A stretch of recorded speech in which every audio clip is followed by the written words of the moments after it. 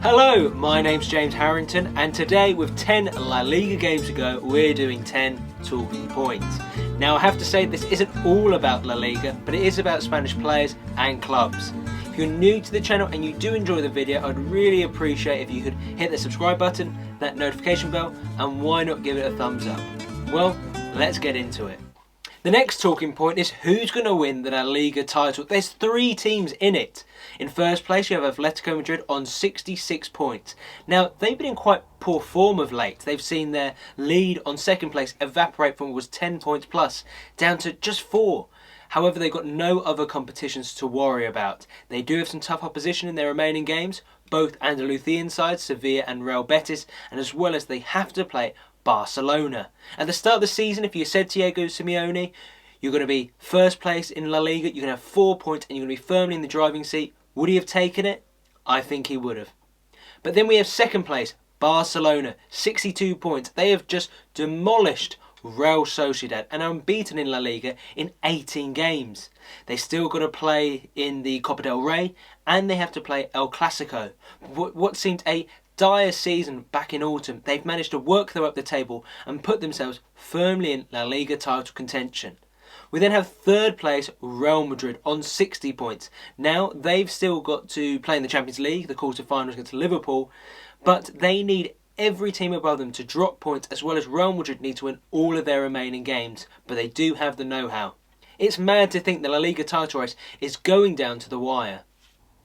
Talking point number 2, who's going to qualify for Europa League football? In 5th place, Real Sociedad currently occupy that spot. However, they've lost their last 2 games and have allowed Real Betis to draw level on points to them, only keeping 5th place due to them having a better goal difference. Real Betis are one of the most informed sides in 2021, so it's going to be difficult for Real Sociedad. In 7th place, we have Villarreal, and you can't rule them out yet. They're only 2 points behind, and finally they're getting the wins, back to back, after having not won since the 8th of January. Now in La Liga, the team in 5th and the team that wins the Copa del Rey qualify for Europa League football. But the Copa del Rey final this season is between Barcelona and Athletic Club. If Barcelona win, well then the team in 6th qualify. But if Athletic Club win, they'll be playing European football next season. Oh, it's a tight one to call this one. Talking point number 3, who is going to be relegated? Now, at the moment, we have Huesca rooted at the bottom of the table, but something about Pichichi makes me think they could do this almighty comeback. Can he galvanise the players? Rafa Mir is looking frightening of late. If anyone's going to do it, it's going to be Pichichi. But then you also have Eibar and Alaves. Now, Eibar and Alaves, to be honest, for me, seem bereft of ideas. The managers are walking on a tightrope at the moment. The team aren't getting any luck, and they're simply not winning. Could they go down? Again, quite possibly. But you know, for Elche, it's not totally safe yet. They are playing better football under Fran Escribá, and surprisingly, the bookmakers have Alaves more likely to be safe than Elche, which, frankly, I don't see. But it's dog eat dog at the moment, and ultimately, 3 teams do have to get relegated. Talking point number 4, can Athletic Club do the double in the Copa del Rey? Now this is a tournament they haven't won since 1984. In the space of 2 weeks, they have the chance to win it twice. The reason being is because the 2020 edition of the Copa del Rey got rearranged because of COVID-19, and now they have to play their best rivals Real Sociedad. Then they have to play Barcelona, a team they did beat in the Supercopa in January. Since Marcelino's come in, he's transformed the side. In 17 games, they've won 9 of them and only lost 3 times. Twice to Barcelona, once to Atletico Madrid. This is a manager who did win the 2019 Copa del Rey with Valencia. And if they do this, they could also qualify for the Europa League. What a brilliant season it could be for Athletic Club. Talking point number 5, who is going to be La Liga top scorer? Who is going to take home that Pichichi Trophy? Well, there's 3 men in the conversation. You've got in top spot Lionel Messi, 23 goals, 8 assists, got 2 goals and assists in each of his last 2 games. I mean, he is a legend of the game. You then got Luis Suarez, who's on 19 goals, 2 assists.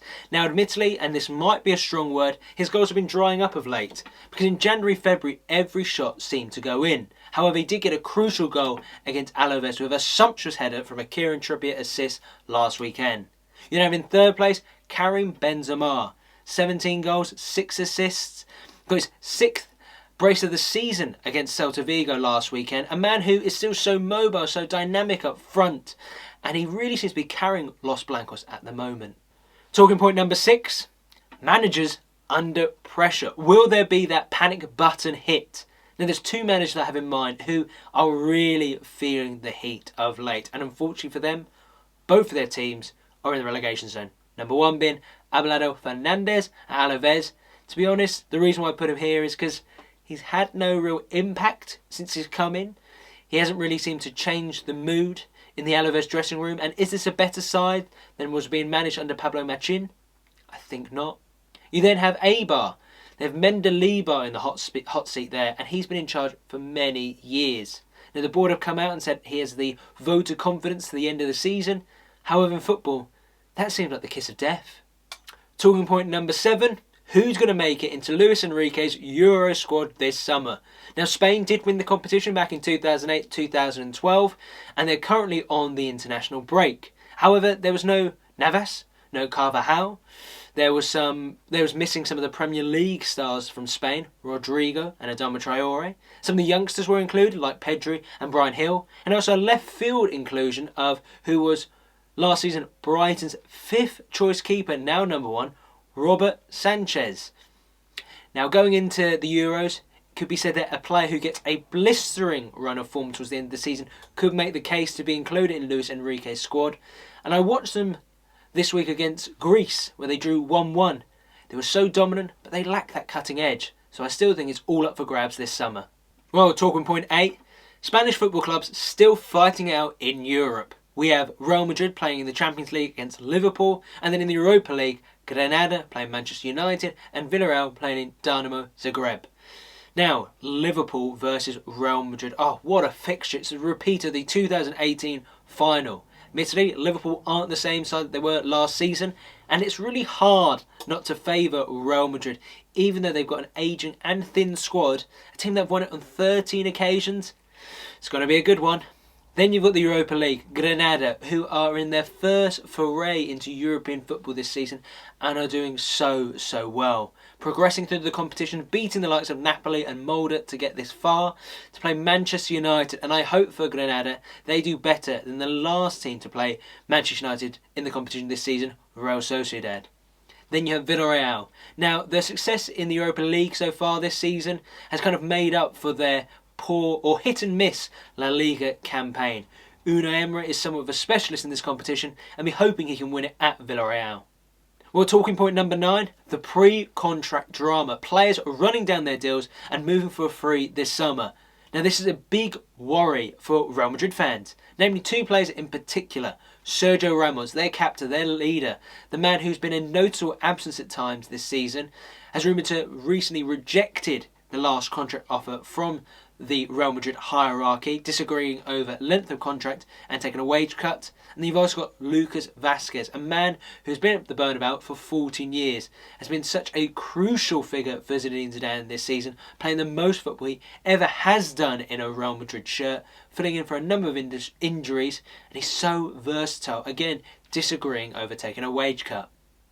Now, it's rumoured that incoming to La Liga could be David Alaba, the Austrian and Bayern Munich player who's been at the Munich club for 14 years, rumoured to be joining either Barcelona or Real Madrid. You also have Gini Wijnaldum of Liverpool, the attacking midfielder from the Netherlands, who is supposedly going to be the first signing of the Laporta era at the Catalan club. And other names touted for moves this summer, Memphis Depay of Lyon and Sergio Aguero of Man City. My final talking point, will fans be allowed back in the stadium? La Liga President Javier Tebas has said, hopefully, and if circumstances allow, those being the key words here, fans will be able to return to the stadiums across La Liga and the Segunda Division by April. Now we all know football hasn't been the same without the fans, and it'd be great to have some atmosphere as teams are either fighting out for the title, fighting to not be relegated, or as well, playing the derbies. We really have missed fans this season, and hopefully there'll be some in the stadiums before the end of the campaign. Well, that's it for this week. Those are my 10 talking points. If you did enjoy the video, hit that thumbs up, hit that notification bell, and why not give this video a like. Also, comment below your thoughts on the things that I've discussed in this episode and anything that I might have missed. Well, thank you very much for watching, and I'll see you next time.